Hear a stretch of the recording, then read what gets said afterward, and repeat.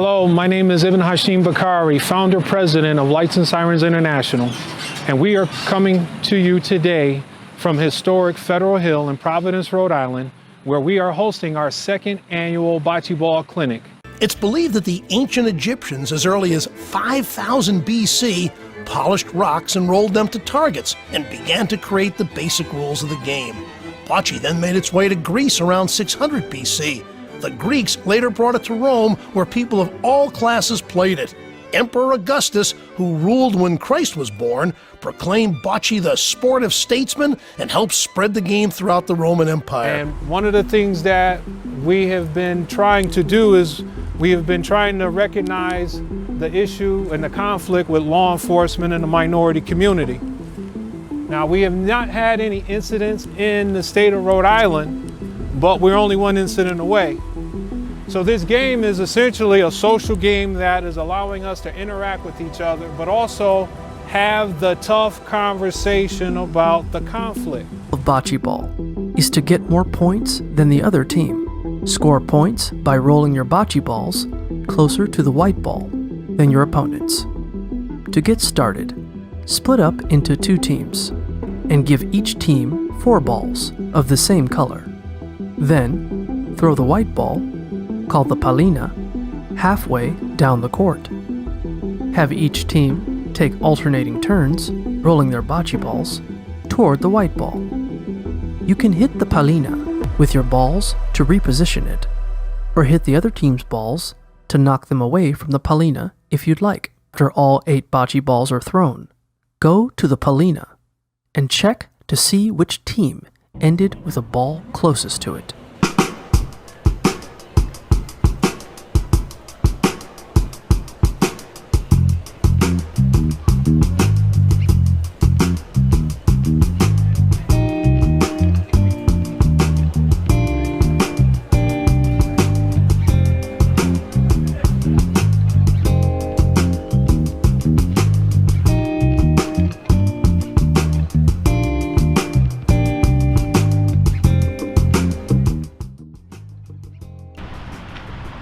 One of the things I would like for you guys to take into consideration, all gentlemen and ladies, our discussion today is going to be, after we play, is going to be how to conduct yourself during a traffic stop as a civilian, but also the discussion of how should a law enforcement official conduct themselves during a traffic stop. So we're trying to get other agencies to come here so that we can provide different perspectives from the different agencies in the state of Rhode Island. So as the weeks continue to go by, you'll see different departments that will be here. So again, that will help you to better have a connection, a network, a point of reference, so that when you're driving through this great state, when you find yourself in, say, a Smithfield, or if you're on I-95, 195, 295, 146, and all of the roadways that we have in this state, you have at least a point of reference. A lot of you young people are starting to drive. Driving, permits, driving. Not yet, soon to be. This is a great opportunity for you guys to get a different perspective, because driver's ed isn't going to teach you a lot that's taking place in the next 5 weeks. So understand that. My name is Anthony Delgado, and I'm a senior at Blackstone Academy Charter School. And this is my first year in the Lights and Sirens program. And I decided to do this program because when they came to my school, a lot of the information they were sharing with us, I knew, but it was like repeated to me. And what really stuck out to me was when they mentioned how a lot of police officers have a bias against Black people. But when you get pulled over, a lot of time you might have an attitude or you might be mad, and your ego changes the whole aspect of what could happen. And I know that in the back of my head, but I didn't realize it until they had mentioned it to me. And they said, we're going to talk about ego. I think ego is probably #1 thing that causes folks to get themselves in a jam. So accountability and ego. And you changing your ego and being polite and the bigger person to the officer instead of having an attitude can change the whole aspect of what happens and the outcome of that situation. You could potentially walk away without getting a ticket or getting harmed. And what that reminded to me, it inspired me because it was like, wow, I knew that, but it's like that could really happen in real life situations. And I was like, me coming to the Lights and Sirens program, being reminded that, me being a black individual growing up in the world, knowing that, it's like when I get pulled over or when I keep going, it's like I can use this information being learned here today to go my life. We were playing with, there was an actual traffic stop right here in front of us. And we had the discussion of, from my perspective, I was like, well, why wouldn't the trooper have the vehicle move past the traffic light and maybe come up to a more safer area instead of causing a cluster? And one of the things I thought was that I think a lot of folks might be scared and feel like I'm leaving the scene and could get arrested for not complying at stopping right then and there. But then you had another perspective on that. Well, what I was saying is, I would, as a police officer, we would always want the person to stop when we put the lights on and where we would like to stop. If they find a safe spot, that's great. But stopping is better than just driving aimlessly, because it makes us uncomfortable as to why you're driving away and not stopping, because are you hiding drugs or what are you doing? So you could stop, and then the police officer might say to you, or the trooper, whoever stops you, say, hey, can you do me a favor? Can you just pull into the parking lot up ahead? And they already have your license and registration, insurance, or whatever. Or it's a bad spot. Hey, bud, do me a favor. They already analyzed the situation. Yes. Pull up a little bit and go into that spot. Don't just drive as far as you want to go, because again, it gives us, there's another side to it. And the other side is we don't know what you're doing in the car. What are you hiding? What are you grabbing? Are you reaching for a gun? Are you putting away drugs? Like, what are you doing? So we have to start thinking about things that we normally wouldn't think of based on your action of what you're doing or not doing. And he mentioned, yeah, you know, when you have window tints, you shouldn't have it anyway, but if you do have it, or even if it's in the law but it's dark, lower it so we can see in the car. And it's like working with the police officer. What if the officer is being a little unfair? Like, say, you know, wants him to step out of the car, it's just not treating him fairly. How should he respond in that situation? I think the question should be a little different, because stepping out of the car doesn't make it unfair. It's not unfair to ask someone to step out of the car. There's many reasons why we may ask someone to step out of the car. That shouldn't make it unfair, just because we're asking them to step out. We might have saw something. One time I was on a stop and I saw the barrel of a gun at the floorboard. I saw his hands. I could have ripped my gun out and pointed right at him, but I didn't. I was watching. It was on the ground in a bag. There was only this much open. I could see the barrel. I said, bud, do me a favor, step out of the car. And he just stepped out of the car. I didn't even have to take my gun out, because he was right there. His hands was visible. I had more time to react. I said, can you just step out of the car for me? He stepped out. And when he did, I put him in handcuffs because I saw the gun plainly. So just because someone asks you to step out doesn't make it unfair. Maybe that was a bad example of stepping out. But what if he feels like, all right, I'm really not sure what I've done here. He hasn't told me why I'm being pulled over yet. And he's asking, he just feels like he's not being treated too fairly. So you think, in your scenario, is the officer wrong, or is the perception that he's being wrong? I'm just wondering, the officer may be right, but where he starts off cooperative might feel like, okay, this is just. What's your name again? I'm sorry, Anthony. So Anthony and I were actually talking. So about different scenarios, and I told him when I was a kid how when I had gotten stopped, and to be honest with you, the police officer basically said to me, "I stopped you because you're driving a piece of crap car." I was out driving like in Plymouth, Mass. And what I said to him, I was very polite, and I said, well, it's the only car I can afford. So I get you're doing your job, and we kept it for like 10 minutes, and then I was like a junior or senior in college, and it was one of those moments where I was like, I spoke to him in a professional, kind, courteous, and then it just went, and I think he realized, well, this kid's actually, pretty cool, and, let me on his way. So I think people just need to let us do our job, and if they feel they've been wrong, then call the station. Call and make a complaint. And when I receive, as a supervisor, when I get a complaint, I tell people, oh, come on in. We have nothing to hide. And if an officer's wrong, then let them be, let them answer the consequences. So These two guys, not just because they're friends of mine, are very honest people. They despise anyone who tarnishes the image of their agency. I'm sure, and I don't want to speak for you guys. I can just tell you that most police officers want our people to be doing the right thing. And if you embarrass us, you've embarrassed everybody. And listen, I grew up with a father that says, your last name is all you got. This is what I gave to you. Don't embarrass me.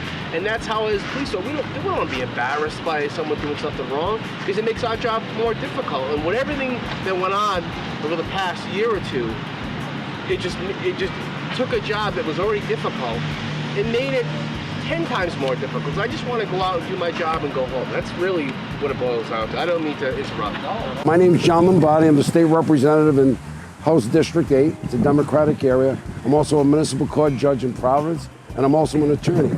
I'm one of the attorneys in the queue for BLM, and I do a lot of work in the minority community as far as my legal practice and even as a state representative. We're going to make this city safer. So what I say is, again, because it's a majority city, let's talk about public safety for a minute. The police should look like the city of Providence. So we need to hire people that know the difference between Broadway and Broad Street.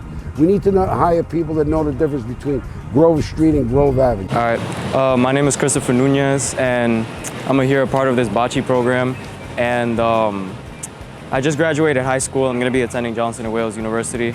And this is my second year here at this bocce program, and it's a really, really fun experience. I get to meet a lot of new people and interact with the Providence Police Department, and, well, not just the Providence Police Department, but even the state troopers and stuff. And it's a really refreshing experience, considering the fact that there's been so much conflict between the police and our youth and just our community. But this gives the opportunity for our youth to feel more comfortable around the police officers, get to build relationships, to just show that not every single police officer is bad.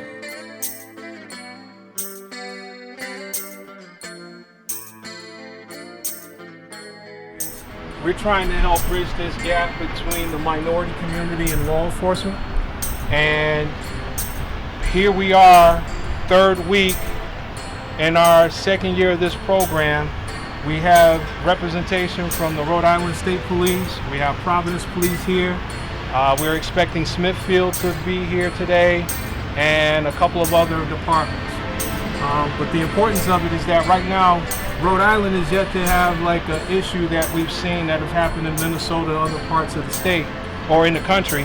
And so what we're trying to do is be proactive. Be proactive in addressing it. I know last year that there was a minor incident with a firefighter and law enforcement, so that also shows that there's somewhat of a disconnect. Over the years, I have been hearing and seeing that between the two agencies that's in this state, there's no collaboration, which I don't understand why. And I think that this is an opportunity for us to also help bridge that gap as well.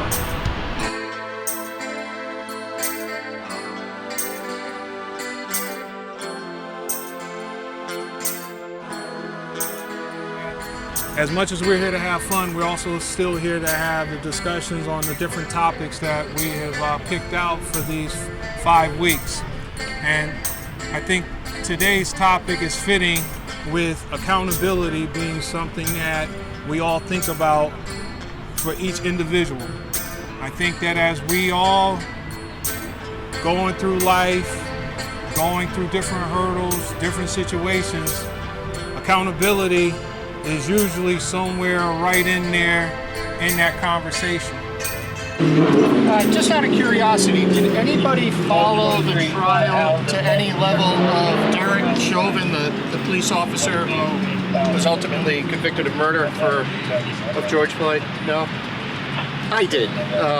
And when it comes to the topic of accountability, I found that there were levels of accountability that are not so obvious. Like, on behalf of the witnesses, for example, there was Darnella Frazier, all right? Anybody familiar with that name? No? Darnella is the one who is responsible for videotaping that whole incident. And that videotape in and of itself was key evidence in the trial. Everybody saw it. Everybody's familiar with it. Darnella feels every day she wakes up and asks George Floyd for forgiveness because she didn't do more. It's a sense of accountability. Some might argue maybe it's a little misguided because really what she did was, well, it started a movement. It changed the way we address racism today. What do you guys think about that? Does anybody think that she, should feel as guilty as she does about this? Raise your hands. Do you think she should feel guilty, or do you think it's kind of misguided? I feel like if I was the person like recording it and all that, I feel like it's just like a natural habit. So like if something's happening like that with police brutality, people don't want to get involved because they don't want to, get arrested or get hurt. They don't know what's gonna happen to them. But I feel like she's seen that how long the police officer was on his neck and like how long, like repeating it in her head, seeing how long it happened. She's like, I could actually end up doing something. Like if I end up getting arrested, I could have did something to try to save his life. But she didn't realize that because in the moment, it just kept going, it kept going, it kept going. And she was recording it. So it's like, it's in that moment, what are you gonna do? And then obviously she's never been around that situation. So that was keep it playing in her head. And she's like, what could I have done? Could I have stopped recording, pushed him off of him? Could I have helped him? Could I have stopped? So I feel like it's just natural for that to happen. It's kind of like an adrenaline flowing moment, right? I mean, and that's a good thing to think about when you try and look at it through the lens of a police officer. They face these situations. It's difficult. More often. Let me ask a question. If you saw something that you thought was inappropriate by the police, what methods could you use to intervene and try to help a person that you feel is being taken advantage of, beaten, or whatever the case may be? What are ways to do it without getting yourself in trouble, without, again, tackling the police officer or whatever the case may be? How do you think you could have helped that situation? Ethan? You gotta speak up. I will call other authorities nearby, or maybe some other people that can help out with the situation. So maybe one of the other officers, you would have approached them and said, hey, listen, he's been on his back for a little bit. Maybe somebody could say something to give him some air, give him a chance to breathe, right? Is there anything else? That's actually perfect. That would probably be the most effective method, would be to go to one of the other officers and say, hey, listen, I'm not trying to interfere. However, he's been on him for quite a bit. He's going to need to breathe. Maybe you guys could say something to him so we don't have something bad happen. That's actually an excellent response. Anybody else other than yelling and screaming at that moment? Because when a police officer is involved in an activity and then there are other people swarming around, everybody is recording, everybody is now yelling and screaming, do you think that officer is thinking about this or thinking about you guys coming onto the scene, approaching him? Maybe they're thinking, I hope none of these guys come and tackle me because I am responsible for here, but now I can't focus here where I need to be because I'm worried about other people approaching me. What other things could you do? I'm going to interject for a second because you actually developed a good segue to the next witness, who is a mixed martial arts professional. And his statement was, I called the police on the police because I witnessed a murder. That's another response, right? I mean, it ties into, addressing the officers on scene, but calling the police on the police to try and get some intervention. At some point, did you make a 911 call? That is correct. I did call the police on the police. Right. And why did you do that? Because I believe I witnessed a murder. I like how you mentioned, Chris, right in the beginning, both sides and the accountability. And I think that's important because the story could be completely different if George Floyd did not pass away. And the bystanders saw something and tried to intervene. That's so dangerous because now what if others get shot because now the police officer thinks he's going to get killed? Because guess what? Majority of police officers that get killed, I think it's 33%, a third, it happens with their own gun. So while I'm trying to handcuff you and you got all these people coming to attack me, my gun gets taken, I get shot. I have kids, I want to go home. No one knows that. So in the process, I'm trying to defend myself. Now there could be many more people getting killed because shots are being fired. So it's great that you brought that side of it because there are ways to handle it, and Ethan nailed it on how it should be done, you know, but it might not go the way you want it to go. But it's never by force because you don't know what's going on. That police officer, I would never defend him. As a matter of fact, there's a picture of me. I did take a knee, but it wasn't, you know, it's very clear. He knows my story. But anyway, the point is this. He was trained to do that. In their training manual, they're trained to put the knee on the back of the person's shoulder, neck area right here to hold them down. That was part of the training. Guess what? That changed as a result of what transpired. And you just said it, accountability. If there wasn't drugs on board with George Floyd, would he have had breathing issues? He would not have. The media didn't cover a lot of the other side, pushed one side, causing friction, where today we're covering both sides. And the police could hear, and the civilians could hear, and we're all on the same sheet of music that what he did and his actions were just wrong. It's wrong. There's no defending it. I'm sorry, I know I'm a state trooper. I'm not defending what he did as far as there's a place where you got to learn to shut that light switch off. You have the guy in custody, and you need to now render aid. That is part of our training. You have to now go from, you know, even if you shot someone, you have them, now you got to render aid. That's how difficult the job is. And guess what? We are humans. Like he said, we're humans. I'm no different than anyone here. I've been trained. I have training. I have, you know, a job that I want to do and that I love doing. And, well, I love this much more.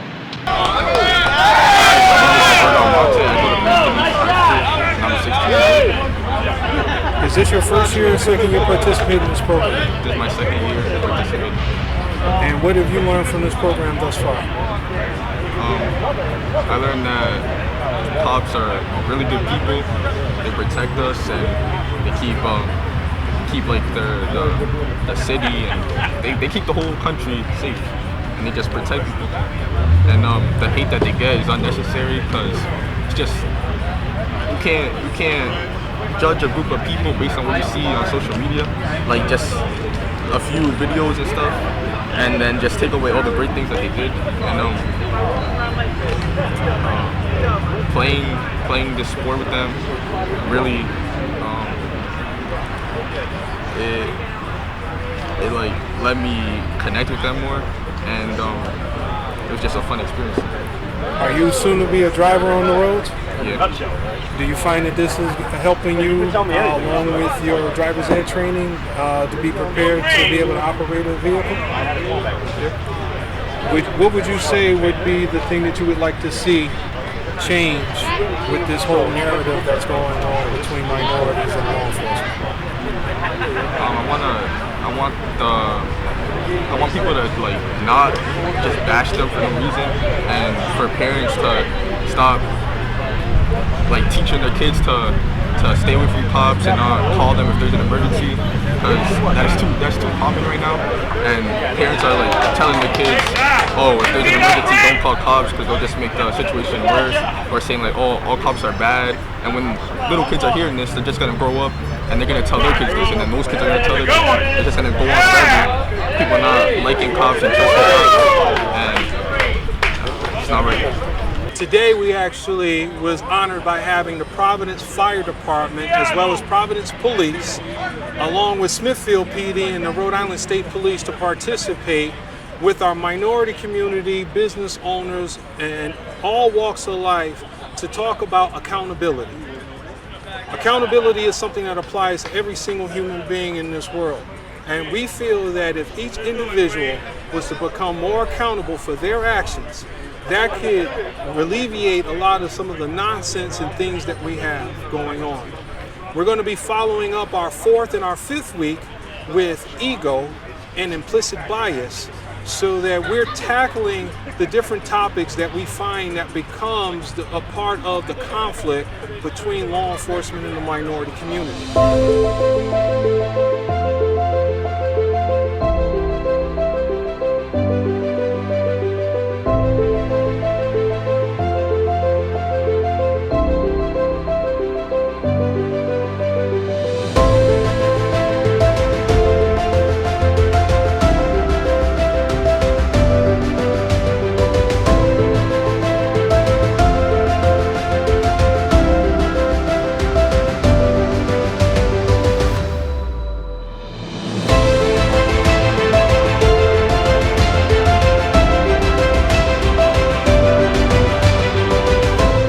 Hey guys, my name is Peter Carvajal. I'm a local business person. I'm invested in Federal Hill area and some real estate, and I also work up here.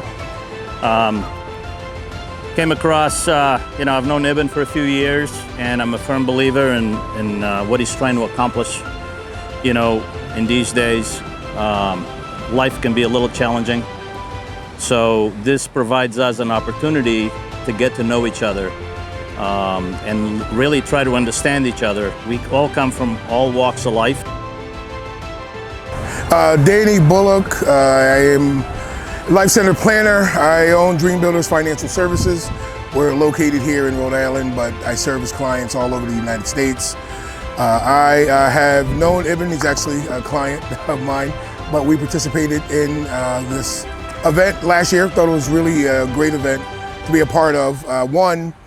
Being able to bring together two sides to get together under a friendly banner, to be able to not only do something together, which kind of brings everybody's walls down, but also begin conversations around things that are affecting both of our demographics, police and black and brown communities. And so I thought that was very, very important. I think the biggest aspect of this for me is actually allowing this to be sort of a template as something that can be an asset to every community instead of talking about the things that separates us.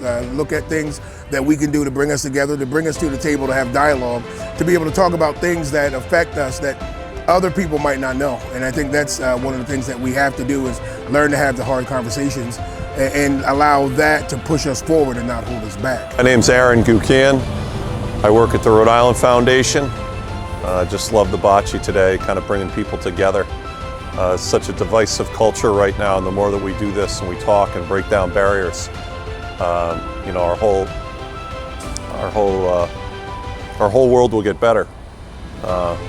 So get off the TV, stop listening to those message points of divisiveness, and try to come together and just be nice. We wanted to do a raffle for the kids that participated in this program. So we got a couple of things that we want to give off. Each one of you was given a number, and that number is represented on how many times you have been here this week. So there's some folks that have been here 1 week, some 2, 3, 4.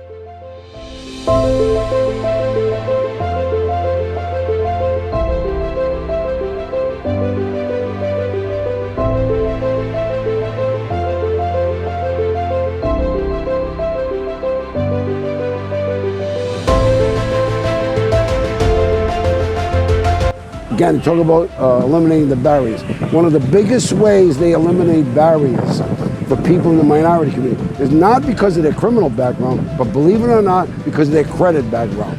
Now, I submit this to the public, and think about this for a minute.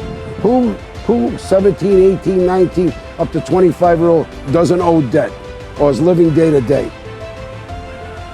You can't, and if that's the reason why you're excluding people from the process, well, that needs to change. So that's why we need to get the minority community engaged, get people elected that will reflect these things and will talk about these things and do something about it, which is the most important thing. And then with that, this city will be much better, and I think it will reflect more what's happening. But I certainly want to thank everyone for doing, especially what you're doing here. I think this is very, very important. And look, you got basically a minority group doing something in an Italo-American area playing bocce. If you would have told me this 20 years ago, I would have said you're either smoking something funny or drinking something funny. But whatever it is, this is great. This is why I support it, and you will always have my support. So thank you very much. Let's continue to support these programs. I think knowledge is power. I work in the finance industry, like I said, and I think one of the things that the black and brown communities have suffered from is that lack of education from finances. We don't know what we don't know. And because of that, we are behind other nationalities and just things basic as, legacy building. Being able to set the next generation up so they don't have to deal with some of the things that we dealt with. We don't have that knowledge, therefore we pass down what we know, which is pretty much living paycheck to paycheck in survival mode, instead of how to use those blocks to build a staircase and a road to a better foundation for our families. And so financial literacy, I believe, is very big. I think it's a must in our communities if we are to get better, just as things like this that Evan's been doing is a must if we are to associate with one another on a better level. So I'll try to be brief because I don't really want to get myself caught. Essentially, what this whole organization, to me, and I alluded this particular effort, is really doing is galvanizing perspectives. You know, we walk through life, and Peter touched on it, we walk through life in this very quick pace, a very singular focus, and everything around us doesn't really matter. We're just getting through. It reminds me of a teenage girl driving a car often. They see nothing except themselves on the road. And the police officer knows exactly what I'm talking about. And what this does, and what we tried to do in WALP when I created a couple of the crisis intervention programs and things of that nature a long time ago, was to be able to bring people to a point where they stop for a moment, think about others' perspectives, and then organize their thoughts to say, wait a minute, I'm not the only one on the road here. And I do have to yield to other people. I do have to let them know when I'm moving. I sometimes have to let them know why I'm moving, right? To use the vehicle example that I'm trying to get into this parking spot. You don't just plow your way in. And so in our human interactions, we really need to keep in mind that we're all singular entities, good, bad, and ugly, and all of us, of course, and situational environments, right? Anger, fear, high emotion of sadness or happiness, all influence how we behave. So every moment has to be frozen, just for that moment in time before you take action on your own. And the reason I'm saying that is citizens have to know that they have a responsibility as citizens. When a police officer gives you an order, that's what it is. Get off the curb. That means you get off the curb. You don't argue. Police officers have to understand that, and all of us know, the high emotional scenarios of family disturbances. You have to give it time to come down before you're able to even affect a good result, because emotions, of course, make logic get pushed to the side. So I think when you look at this effort, and if we're able to impregnate people's minds and attitudes to say, slow down, think it through, then act, we're in good shape. It's a tough gig, you know, and so I applaud this guy here. I thought you were going to ask me to play basketball. I'm cooked. This is the kind of effort that if we all grow it, you know, this is really a seed. In my opinion, this is a seed. If we can grow this, we're in good shape. And it may take a few years. And it may take a generation in the end. Because these guys, as Peter alluded to, are going to be the ones that influence the next crowd, the next 13-year-old guys, and so forth. So I hope I covered this unannounced presentation as you wanted. I did not know that we would play bocce. I never knew bocce.